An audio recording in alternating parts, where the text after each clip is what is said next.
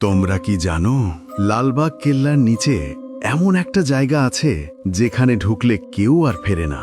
আমি নাফিস আহমেদ, একজন সাংবাদিক। কিছুদিন আগে প্রত্নতত্ত্ব অধিদপ্তরের এক ভেতরের লোক আমাকে একটা গোপন ফাইল দিলেন। তিনি শুধু বললেন, ভাই, এটা লিখলে অনেকেই খুশি হবে না।